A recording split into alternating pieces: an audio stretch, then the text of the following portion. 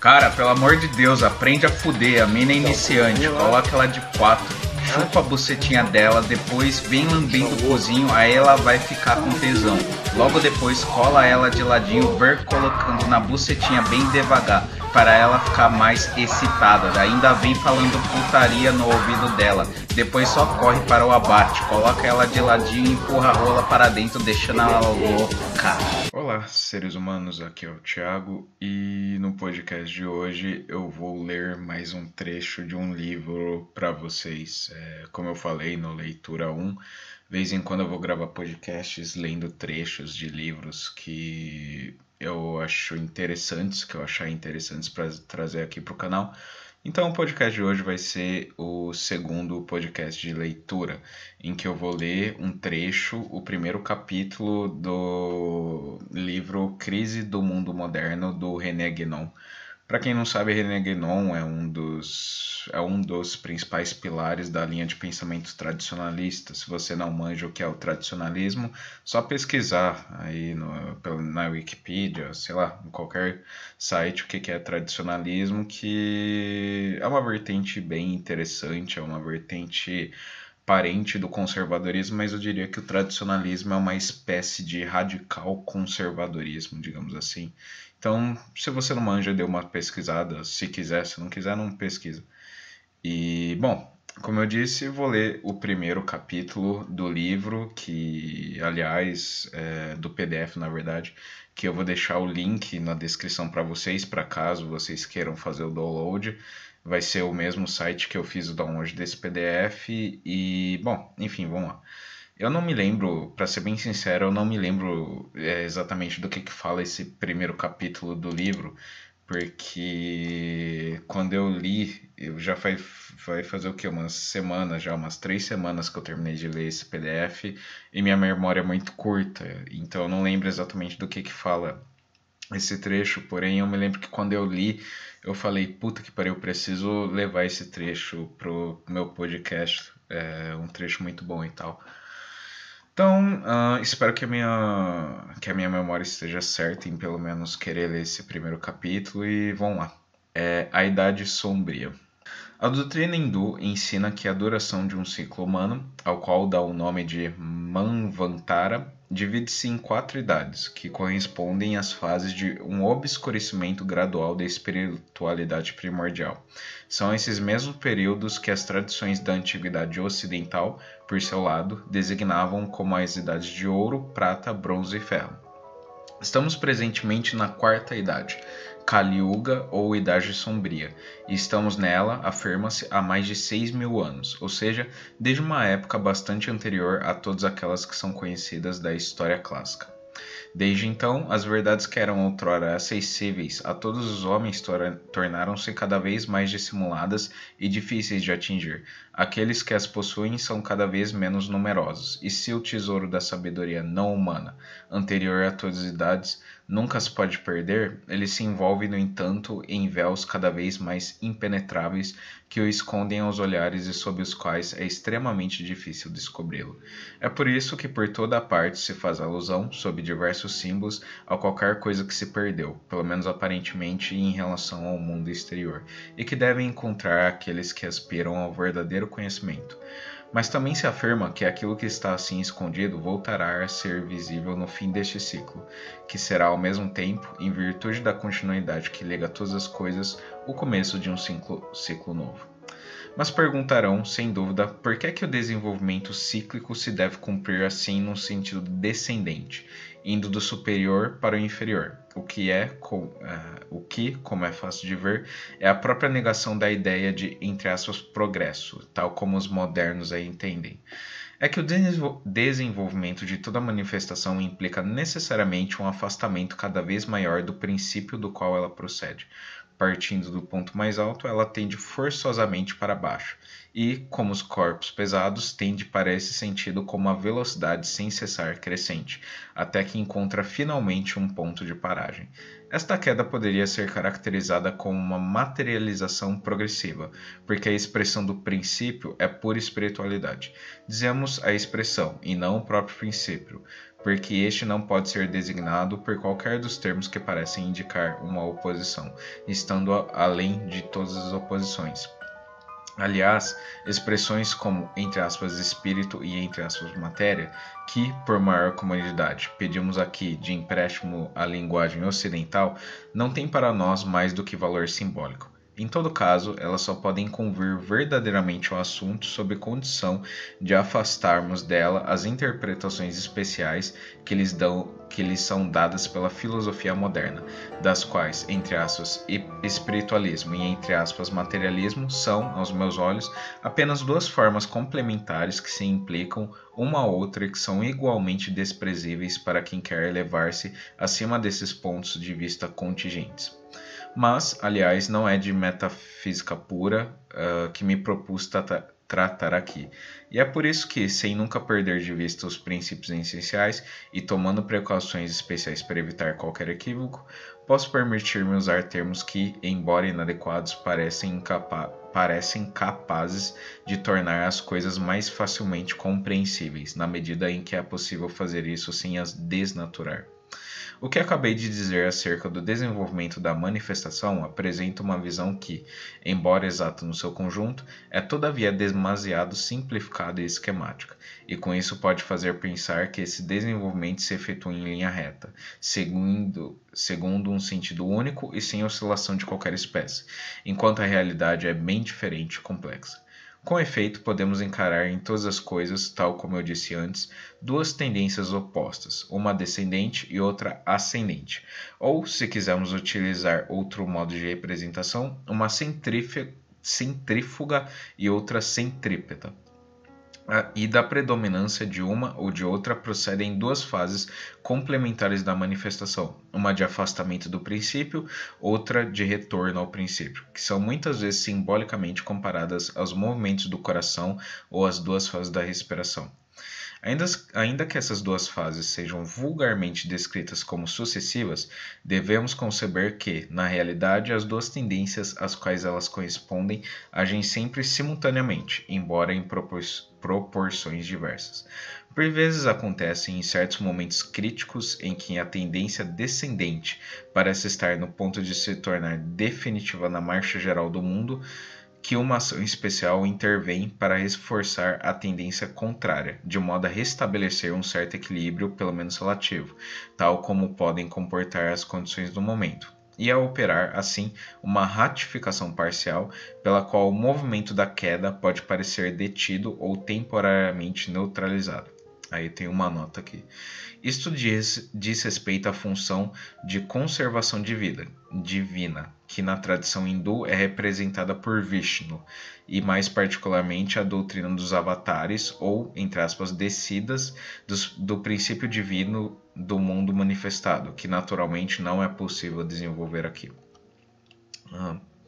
É fácil compreender que estes dados tradicionais, dos quais vou me limitar a esboçar um resumo muito sumário, tornam possíveis concepções muito diferentes das de todos os ensaios de, entre aspas, filosofia da história aos quais se entregam os modernos, e bem mais vastas e profundas.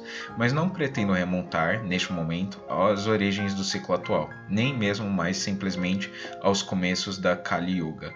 Minhas intenções referem-se apenas, de uma maneira direta pelo menos, a um domínio muito mais limitado. As últimas fases desta mesma Kali Yuga, ponto final. Efetivamente, é possível distinguir, no interior de cada um dos grandes períodos de que falei, diferentes fases secundárias que constituem outras tantas divisões, e sendo cada uma das partes de qualquer modo análoga ao todo, essas subdivisões se reproduzem, por assim dizer, numa escala mais reduzida à marcha geral do grande ciclo do qual se integram. Mas, ainda aí, uma pesquisa completa das modalidades de aplicação desta lei aos diversos casos particulares levar-me-ia muito além do quadro que tracei para este estudo. Mencionarei apenas, para terminar estas considerações preliminares, algumas das últimas épocas que particularmente críticas que a humanidade atravessou, aquelas que entram no período que se costuma chamar, entre aspas, histórico, porque é efetivamente o único verdadeiramente acessível à história vulgar ou profana. Isso nos conduzirá naturalmente ao que deve constituir o objeto próprio do nosso estudo, visto que a última destas épocas críticas constitui justamente o que chamamos de tempos modernos. É um fato bastante estranho, que parece nunca ter sido notado como merece, é que o período propriamente histórico, no sentido que acabamos de indicar, remonta exatamente ao século VI antes da era cristã, como se houvesse aí uma barreira no tempo que não é possível transpor com a ajuda dos meios de investigação de que dispõem os investigadores comuns. A partir dessa época, com efeito, possui-se por toda parte de uma cronologia bastante precisa e bem estabelecida. Para tudo que é anterior, pelo contrário, só se obtém geralmente uma aproximação muito vaga, e as datas propostas para os mesmos acontecimentos diferem muitas vezes de diversos séculos. Mesmo para os países onde há mais do que simples vestígios dispersos, como por exemplo o Egito, isso surpreendentemente ocorre. E o que é talvez ainda mais espantoso é que, num caso excepcional e privilegiado como o da China, que possui, para épocas bem mais afastadas, anais datados por meio de observações astronômicas que não deveriam deixar lugar para qualquer dúvida, os historiadores modernos ainda assim qualificam essas épocas de, entre aspas, legendárias, como se houvesse aí um domínio em que eles não reconhecem o direito a qualquer certeza em que eles próprios se proíbem de obtê-la.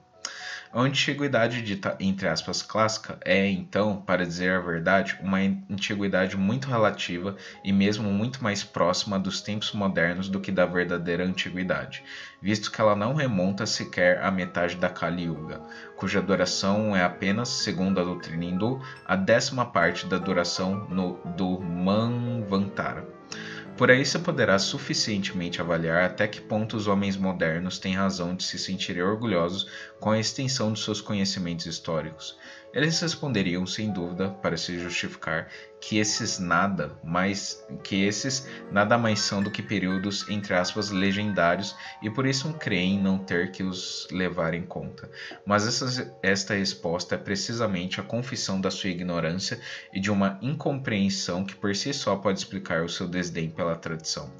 O espírito especificamente moderno nada mais é, efetivamente, como demonstrarei adiante, do que o espírito antitradicional.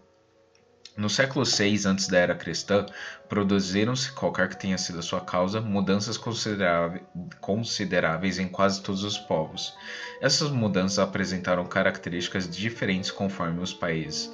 Em certos casos, foi uma readaptação da tradição a condições diferentes das que tinham existido anteriormente. Readaptação que se efetuou no sentido rigorosamente ortodoxo.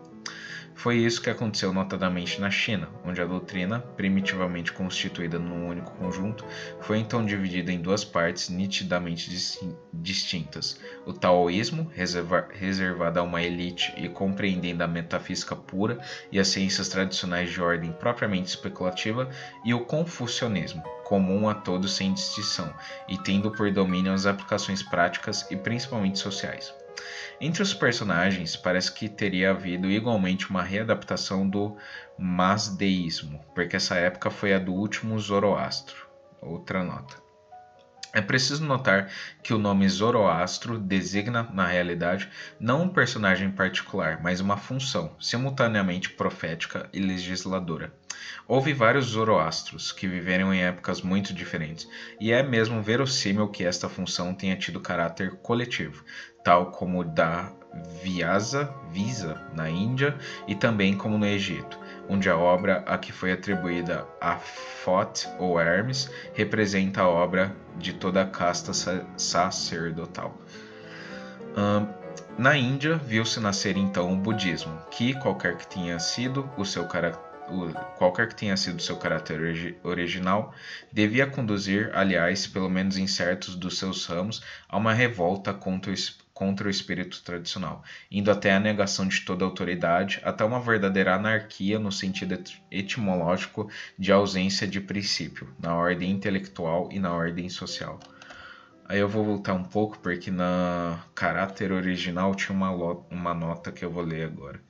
A questão do budismo está, na realidade, longe de ser tão simples como este breve resumo pode fazer pensar. E é interessante notar que, se os hindus, do ponto de vista de sua própria tradição, sempre condenaram os budistas, muitos deles professam um grande respeito pelo próprio Buda, alguns chegando mesmo a ver nele o nono avatara, enquanto outros identificam este como o Cristo. Por outro lado, no que diz respeito ao budismo tal como é hoje conhecido, é preciso ter muito cuidado de distinguir entre as duas formas do Mahayana e do Hinayana, ou do grande veículo e do pequeno veículo. De modo geral, pode-se dizer que o budismo fora da Índia difere notavelmente da sua forma indiana original, que começou a perder rapidamente terreno após a morte de Ashoka e desapareceu completamente alguns séculos mais tarde. Aí acabou a nota, voltando para o texto normal. O que é bastante curioso é que não se encontra na Índia nenhum monumento remontado além dessa época. E os orientalistas, que pretendem fazer começar tudo no budismo, cuja importância exageram singularmente, tentam tirar partido dessa constatação a favor da sua tese. A explicação do fato, no entanto, é bem simples: é que todas as construções anteriores eram de madeira, pelo que desapareceram naturalmente sem deixar traços. Outra nota. Este caso não é exclusivo da Índia e encontra-se igualmente no Ocidente. É exatamente pela mesma razão que não se encontra nenhum vestígio das cidades gaulesas, cuja existência é, no entanto, incontestável, sendo atestada por testemunhos de povos contemporâneos. E aí, igualmente, os historiadores modernos aproveitaram essa ausência de monumentos para descrever os gauleses como selvagens vivendo nas florestas. Mas o que é verdade é que uma tal mudança no modo de construção corresponde necessariamente a uma modificação profunda das condições gerais de existência do povo no qual se produziu. Aproximando-nos do Ocidente, vemos que a mesma época marcou para os judeus o cativeiro da Babilônia. E o que é talvez um dos fatos mais espantosos que se podem constatar é que um curto período de 70 anos foi suficiente para lhes fazer perder até a própria escrita, visto que depois tiveram que reconstituir os livros sagrados com os caracteres diferentes dos que tinham sido utilizados até essa altura. Eu poderia citar ainda muitos outros acontecimentos que se referem mais ou menos à mesma data, mas farei apenas notar que ela foi para Roma o começo do período propriamente histórico, sucedendo a época, entre aspas, legendária dos Seis, e que se sabe também, embora de modo um pouco vago, que houve então importantes movimentos nos povos célticos. Mas sem insistir demasiado nisso, chegaremos ao que se refere à Grécia.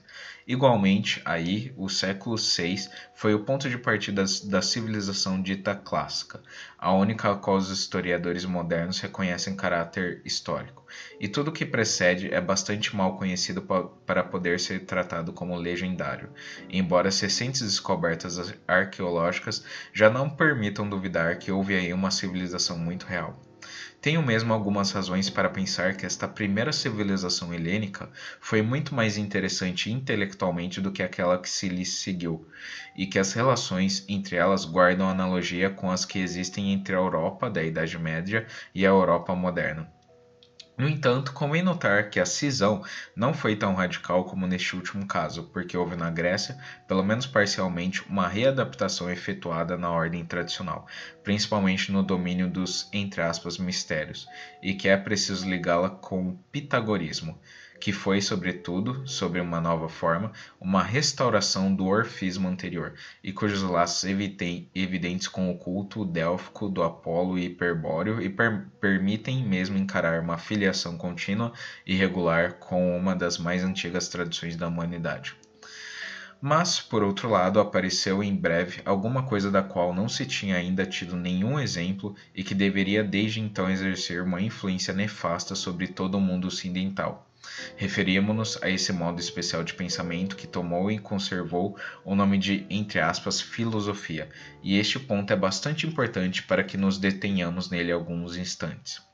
A palavra, entre aspas, filosofia, em si mesma, pode seguramente ser tomada num sentido muito legítimo, que foi sem dúvida o seu sentido primitivo, sobretudo se é verdade, como se pretende, que foi Pitágoras o primeiro utilizá-la. Etimologicamente, significa, entre aspas, amor à sabedoria.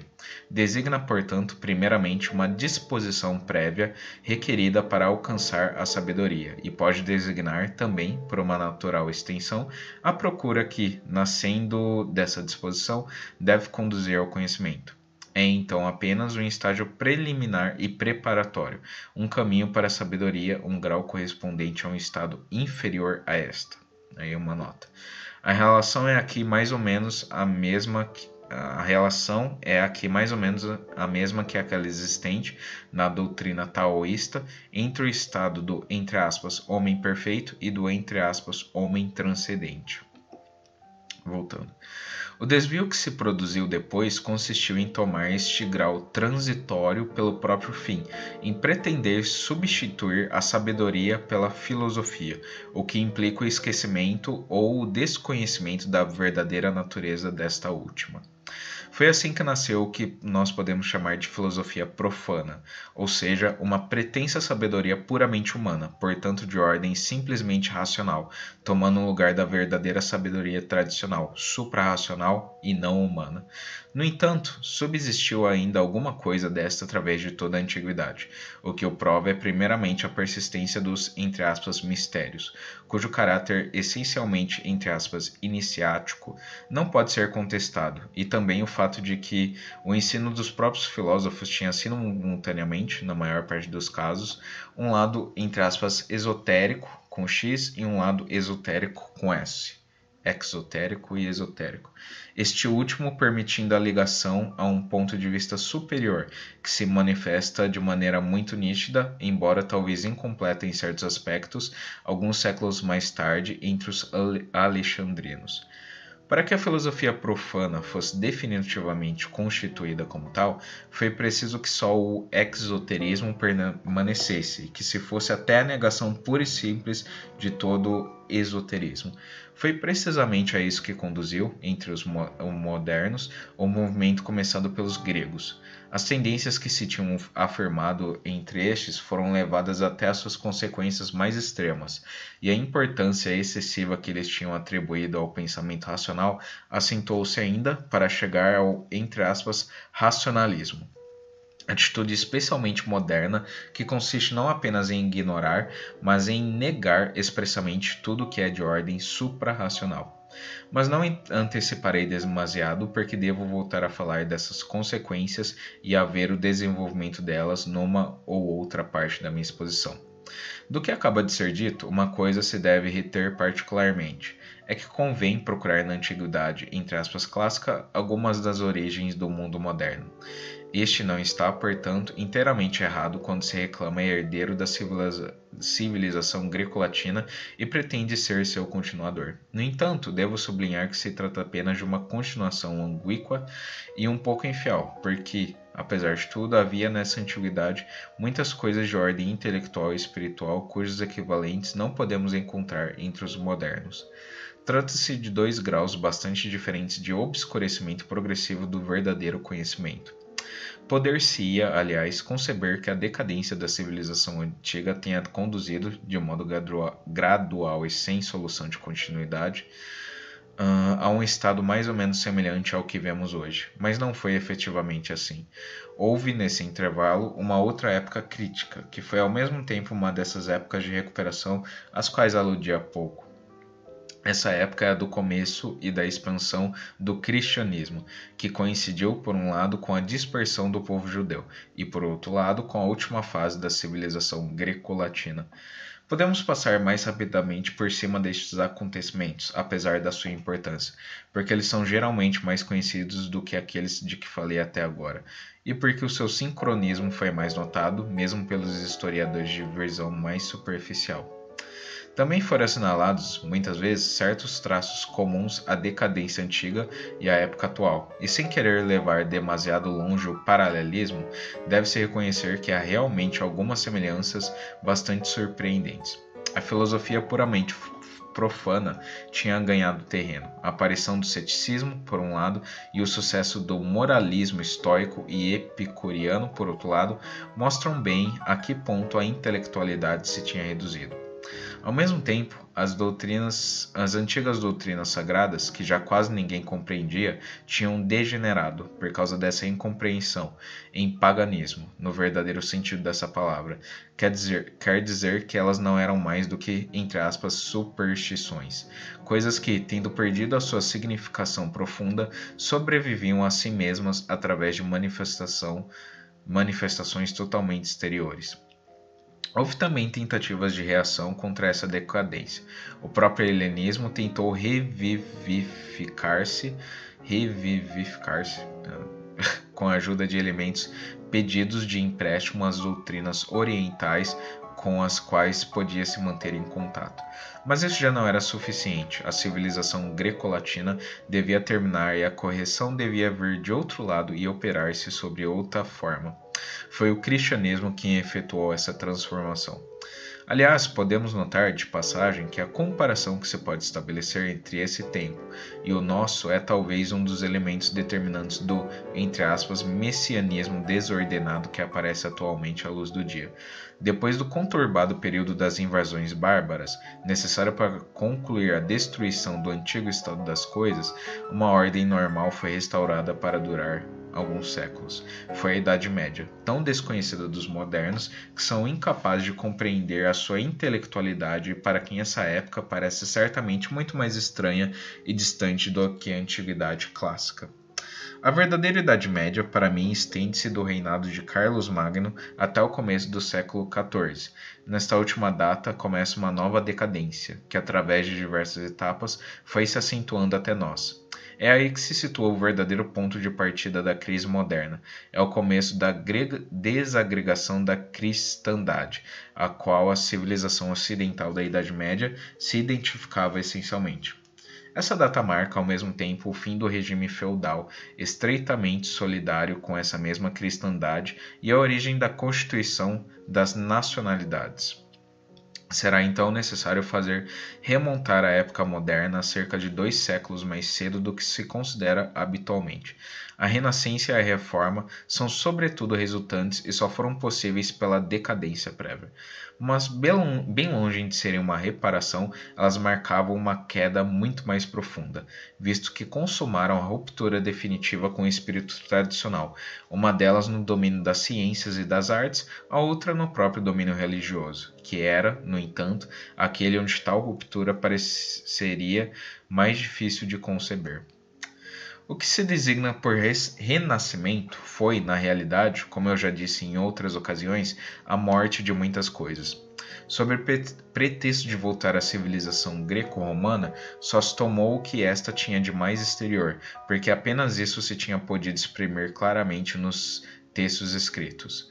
E essa incompleta restituição apenas poderia ter um caráter muito artificial, visto que se tratava de formas que desde há séculos tinham cessado de viver a sua vida autêntica. Quanto às ciências tradicionais da Idade Média, após algumas derradeiras manifestações nessa época, desapareceram totalmente, tal como as das longínquas civilizações que foram outrora aniquiladas por algum cataclismo, e dessa vez nada viria a substituí-las. A partir daí, só houve a filosofia e as ciências profanas, ou seja, a negação da verdadeira intelectualidade, a limitação do conhecimento à ordem mais inferior, o estudo empírico e analítico de fatos que não se encontram ligados a qualquer princípio, a dispersão numa multiplicidade indefinida de detalhes insignificantes, a acumulação de hipóteses sem fundamentos que se destroem incessantemente umas às outras, e divisões fragmentárias que a nada podem conduzir, salvo aplicações práticas que constituem uma única superioridade efetiva da civilização moderna. Superioridade, aliás, pouco invejável, e que desenvolvendo-se até abafar qualquer outra precaução, deu a esta civilização um caráter puramente material que faz dela uma verdadeira monstruosidade. O que é de fato extraordinário é a rapidez com que a civilização da Idade Média caiu no mais completo esquecimento. Os homens do século XVII já não tinham dela a menor noção, e os monumentos dessa época que subsistiam já nada representavam aos seus olhos, nem na ordem intelectual, nem mesmo na ordem estética. Por aí se pode calcular quanto a mentalidade tinha mudado nesse intervalo. Não tentaremos aqui encontrar os fatores certamente muito complexos que concorreram para essa mudança radical, tão radical que parece difícil admitir que elas tenham operado espontaneamente e sem a intervenção de uma vontade diretora cuja natureza exata permanece forçosamente bastante enigmática. Eles. A esse respeito, há circunstâncias bem estranhas, como a vulgarização e a apresentação como descobertas novas, num certo momento, de coisas que na realidade eram conhecidas desde há muito tempo, mas cujo conhecimento não tinha sido espalhado até então no domínio público, em virtude de certos inconvenientes que se arriscavam a ultrapassar as vantagens. Uma nota. Citaremos apenas 2 exemplos entre os fatos desse tipo que deviam ter as mais graves consequências: a pretensa invenção da imprensa, que os chineses já conheciam antes da era cristã, e a, entre aspas, descoberta oficial da América, com a qual tinha existido comunicações muito mais constantes do que se pensa durante toda a Idade Média. Também é bastante inverossímil que a legenda que fez da Idade Média uma época de, entre aspas, trevas, de ignorância e de barbárie, tenha nascido e se estabelecido por si mesma, e que a autêntica falsificação da história a qual os modernos se entregaram tenha sido empreendida sem qualquer ideia pré-concebida. Eles. Mas não iremos muito mais longe no exame dessa questão, porque seja qual for a maneira como esse trabalho tenha sido feito, neste momento o que nos importa mais, em resumo, é a verificação do resultado.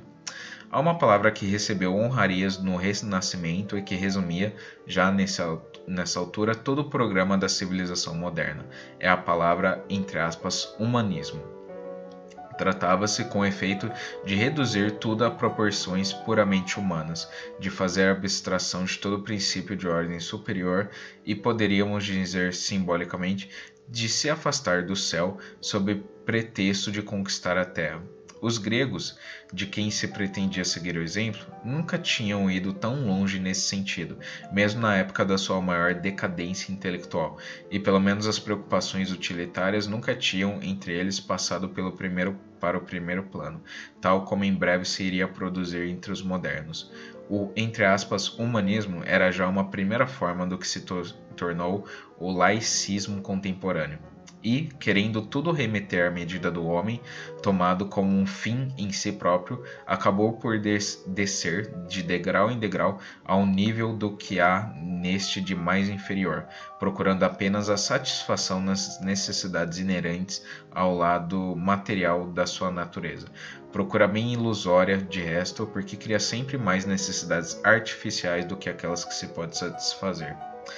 Irá ao mundo moderno até o fundo desse declive fatal ou, como aconteceu na decadência do mundo greco-romano, uma nova recuperação se produzirá ainda desta vez, antes que ele atinja o fundo do abismo para onde foi arrastado? Parece que uma paragem ao meio do caminho já não será possível e que, segundo todas as indicações fornecidas pelas doutrinas tradicionais, entramos realmente na fase final de Kali Yuga, no período mais sombrio desta, entre aspas, Idade Sombria, neste estado de dissolução do qual não é mais possível sair senão por um cataclismo, porque não é já necessária apenas uma simples recuperação, mas antes uma renovação total. A desordem e a confusão reinam em todos os domínios. Foram levados a tal ponto que ultrapassam de longe tudo que se tenha visto anteriormente, e partindo do Ocidente, ameaçam agora invadir o mundo inteiro. Sabemos bem que o seu triunfo nunca pode ser mais do que aparente e passageiro, mas um tal grau parece ser o sinal da mais grave de todas as crises que a humanidade atravessou no decurso do seu ciclo atual. Não teremos nós chegados a essa época temível, anunciada pelos livros sagrados da Índia, em que as castas serão misturadas, em que a própria família não existirá? Basta olharmos à nossa volta para nos convencermos de que esse estado é realmente o do mundo atual. E para verificar por toda a parte essa profunda queda que o Evangelho chama a abominação da desolação. Não devemos esconder a gravidade da situação, convém encará-la tal como ela é, sem nenhum, entre aspas, otimismo, mas também sem qualquer, entre aspas, pessimismo, visto que, tal como eu disse anteriormente, o fim do mundo antigo será igualmente o começo de um mundo novo. Neste momento, uma questão se põe: qual a razão de ser de um período como aquele que vivemos? Efetivamente, por animais que sejam anormais, que sejam as atuais condições consideradas em si mesmas, elas devem, no entanto, entrar na ordem geral das coisas. Nessa ordem que, segundo uma fórmula do Extremo Oriente, é feita da soma de todas as desordens. Esta época, por muito penosa e conturbada que seja, deve igualmente ter, como todas as outras, o seu lugar marcado no conjunto do desenvolvimento humano. Aliás, o próprio fato de que ela tenha sido prevista pelas doutrinas tradicionais é indicação suficiente nesse aspecto. O que foi visto quanto à marcha geral de um ciclo de manifestação que caminha no sentido de uma materialização progressiva, dá imediatamente a explicação de um tal estado e mostra bem que o que é anormal e desordenado, segundo um certo ponto de vista particular, é, no entanto, apenas a consequência de uma lei que se reporta a um ponto de vista superior ou mais amplo. Acrescentaria ainda que, como em toda mudança de estado, a passagem de um ciclo para o outro só se pode efetuar na obscuridade. Aí, uma lei importante cujas aplicações são múltiplas, mas cuja exposição mais detalhada, por isso mesmo, nos levaria demasiado longe. Outra nota. Esta lei era representada nos mistérios de Eleusis pelo simbolismo do grão de trigo. Os alquimistas figuravam-na pela putrefação e pela cor negra que marca o começo da grande obra. O que os místicos cristãos chamam, entre aspas, a noite obscura da alma, é apenas a sua aplicação ao desenvolvimento espiritual do ser que se eleva a estados superiores, e seria fácil assinalar ainda outras concordâncias. Voltando, e não é tudo. A época moderna deve necessariamente corresponder ao desenvolvimento de certas possibilidades que, desde a origem, estavam incluídas na potencialidade do ciclo atual. Por inferior que seja o lugar ocupado por essas possibilidades na hierarquia do conjunto, elas devem, tal como as outras, ser chamadas à manifestação, de acordo com a ordem que lhes estava destinada. Neste aspecto, eu poderia dizer que o que lhe caracteriza a última fase do ciclo, segundo a tradição, é a exploração de tudo que foi desprezado ou rejeitado no decurso das fases anteriores. E, efetivamente, é isso mesmo que podemos verificar na civilização moderna, que, de certo modo, vive apenas daquilo que as civilizações anteriores tinham rejeitado. Para nos darmos conta disso, basta ver como os representantes daquelas civilizações orientais que se mantiveram até hoje no mundo oriental apreciam as ciências ocidentais e as suas aplicações industriais. Esses conhecimentos inferiores, tão pueris para quem possui um conhecimento de outra ordem, deviam, no entanto, ser, entre aspas, realizados, e só o podiam ser no estágio em que a verdadeira intelectualidade tivesse desaparecido.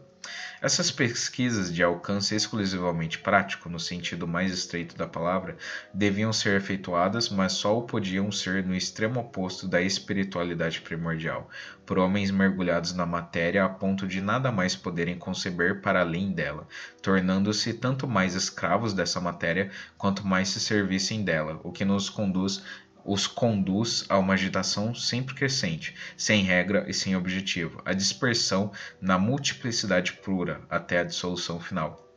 Esta é a verdadeira explicação do mundo moderno, esboçada nos seus grandes traços e reduzida ao essencial. Mas, declaro com nitidez, esta explicação não pode ser tomada como justificação. Uma desgraça, mesmo se inevitável, não deixa de ser uma desgraça. E mesmo se do mal deve sair um bem, esse fato não tira ao mal seu caráter. Claro está que utilizo aqui estes termos de bem e mal para me fazer entender melhor, e fora de qualquer intenção especificamente, entre aspas, moral. As desordens parciais não podem deixar de o ser pelo fato de constituírem elementos necessários da ordem total. Uma época de desordem é, em si mesma, qualquer coisa de comparável a uma monstruosidade que, embora sendo consequência de certas leis naturais, não deixa de representar um desvio e uma espécie de erro, assim como um cataclismo que resulta do curso normal das coisas é, se o encararmos isoladamente, uma desordem e uma anomalia. A civilização moderna, como todas as coisas, tem forçosamente a sua razão de ser, e se ela é realmente aquela que termina um ciclo, pode-se dizer que ela é o que deve ser, que vem no seu tempo e no seu lugar, mas nem por isso deixará de ser julgada segundo as palavras do Evangelho, tantas vezes mal compreendidas. Entre aspas, é preciso que haja escândalo, mas ai daquele por quem o escândalo vier. E bom, terminou. Quer dizer, terminou só o primeiro capítulo desse livro. Como eu disse, eu vou deixar o link na descrição do podcast de download desse PDF para quem quiser ler o restante dele, que eu já falo que eu recomendo muito. Apesar de ter bastante coisa nesse PDF que são conhecimentos bem específicos, principalmente coisas do hinduísmo, vale a pena ler até porque, caso você não entenda, pesquisa sobre essas coisas do hinduísmo, é bem interessante. E falando nisso, eu preciso pegar o livro dos Vedas, que é tipo a Bíblia do hinduísmo, para ler. Mas enfim, tá aí outro trecho. Espero que vocês tenham entendido. Eu acho que boa parte vocês não entenderam, porque, como eu disse, são coisas bem específicas, mas espero que tenha dado pelo menos para captar a ideia. Esse texto em específico, esse livro em específico do René Guénon, para mim, pelo menos, teve um caráter bem revolucionário ao afirmar que há uma outra história por trás da história, uma outra história. Enfim, aquele velho papo de Matrix, sabe? De mundo de ilusão, véu de Maia e por aí vai. Pesquisem sobre, leiam o PDF, ou não, vocês que sabem. Mas é isso aí, gente. Espero que vocês tenham gostado. Vou tentar ainda essa semana, se eu tiver um tempo, gravar mais um podcast. Então é isso. Até a próxima. Beijos e abraços. Falou.